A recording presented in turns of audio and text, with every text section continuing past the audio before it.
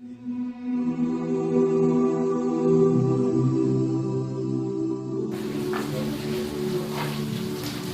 nganu niki mukjizate Quran iki ten iki lho Pak Iwan. Wah niku kula dari cilik mbiyen nggih.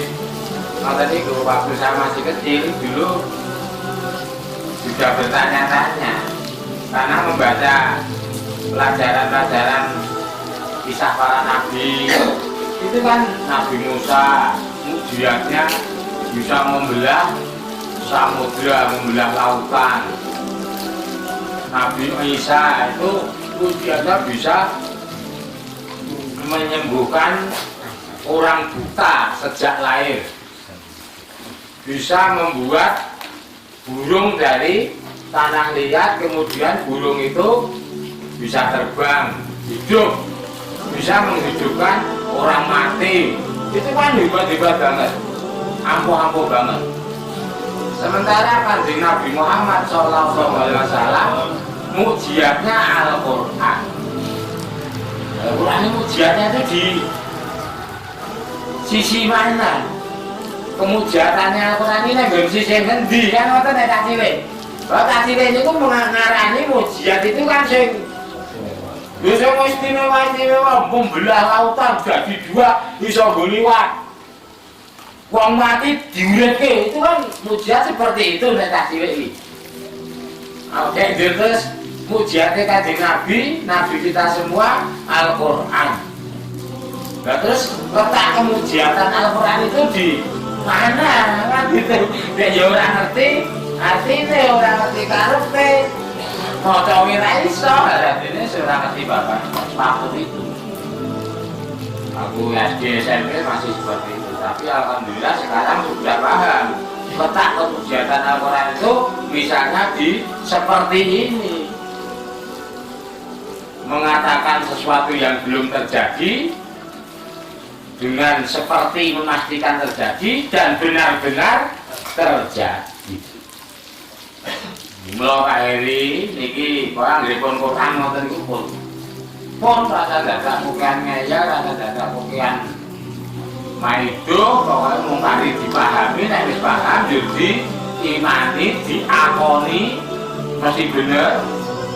Bab bener nglakoni kok sedikit. Lagi pula kan tidak semua ayat itu perintah untuk kita mengerjakan atau larangan untuk kita meninggalkan. Ada kalanya kisah-kisah cerita yang hanya kita ambil hikmahnya atau kita ambil pelajarannya. Oh ini mengajarkan tauhid, berarti kita harus tauhid. Senajan dengan sarjana yai kan Pak Heri. Padha kula ya yai kan iki lho iki. Ora angkatan. Pak Heri nek angkatan ali. Wong Pak Heri niki jurusanane apa niku? Jurusannya apa Pak Heri ini? Filsafat, berarti sulutin nih. Nggih. Nek kula kan syariah, tafsir hadis. Jurusannya tafsir hadis iki kula kira wani. Maknani Quran, maknani hadis secara langsung ngoten niku mboten wani. Saya itu hanya berani menyampaikan pendapat para ulama-ulama terdahulu. Artinya para ulama-ulama itu sudah memahami ayat-ayat Al-Quran, sudah memahami hadis-hadis Rasul. Kemudian hasil pemahaman mereka itu ditulis supaya tidak lupa, karena pada masa beliau-beliau para ulama itu sudah ada pulpen, sudah ada kertas, sehingga hasil pemahaman mereka terhadap ayat-ayat Quran, terhadap hadis-hadis Rasulullah itu supaya tidak lupa ditulis. Nah, tulisan mereka itu pada akhirnya nanti menjadi kitab-kitab karya mereka. Sehingga ketika kita membaca kitab-kitab karya mereka, itu sama saja dengan kita itu mengambil pemahaman Al-Quran, pemahaman Al-Hadis menurut versi mereka, yang mana mereka itu ulama-ulama yang memang terpercaya sekali. Ibaratnya kalau misalnya air itu sumbernya dari Allah, diberikan kepada malaikat Jibril, kemudian kepada Rasulullah, kepada para sahabat, kepada para tabi'in, kepada para tabi'in, kan? Ini langsung semua dari Allah ke Jibril, ke Rasulullah, ke sahabat, ke tabi'in,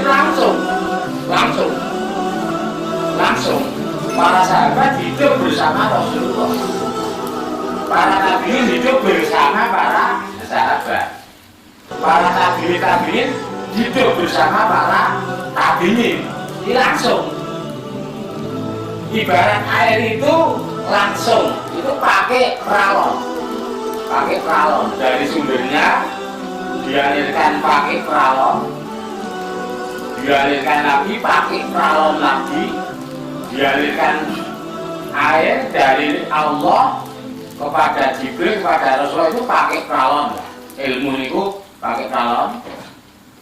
Dari Rasulullah kepada para sahabat ibarat air pakai peralon.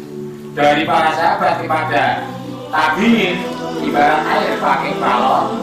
Lah oleh tabi'in, karena pada waktu itu sudah ditemukan banyak kertas, walaupun mungkin wujudnya kayak apa gitu, dan alat tulis, pena, pulpen oleh para tabi'in.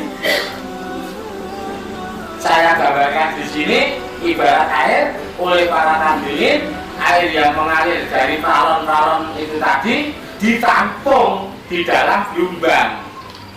Itu digaweke blumbang tampungan. Men ora milih meneh itu digaweke blumbang tampungan. Niku. Akhirnya kalau kita mengambil ilmu dari kitab karya mereka para tabi'in, itu sama saja dengan kalau air kita itu mengambil dari tampungan air kolam yang dibuat oleh para tabi'in itu tadi. Yang tampungan kolam ini diisi air dari sumbernya dengan peralon, sehingga bersih, terjaga kebersihannya, terjaga kemurniannya, terjaga dari najis, dari campuran yang kotoran yang lain-lain, terjaga semua. Itu berbeda dengan kalau kita itu mengambil ilmu dari bukan dari kitab, tapi dari sembarang. Itu ibarat kita mengambil air dari sungai, Pak Polisi. Ibarat kita mengambil air dari sungai, di mana sungai itu sudah dari air dari sumbernya ke situ itu sudah bentuk talen sini, talen itu atau parit itu berjalan melewati rumah Mbak Karyo. Akhirnya parit itu tadi kemasukan kotoran-kotoran dari perceraian Mbak Karyo. Parit yang sini mengalir melewati rumahnya Mbak Pawiro Kudu. Akhirnya air yang lewat parit yang melewati rumahnya Mbak Pawiro Kudu ini tadi juga sudah bercampur dengan itu limbah kotoran dari rumahnya Mbak Pawiro Kudu. Begitu juga parit yang dari sana itu masih melewati Mbak Marto. Nah, akhirnya sudah banyak kotoran bersatu di sungai. Kita ambil airnya dari sungai, nah sudah. Kalau kita mengambil ilmu dari sembarangan kitab atau dari sembarangan orang, nanti dikhawatirkan seperti itu Pak Iwan.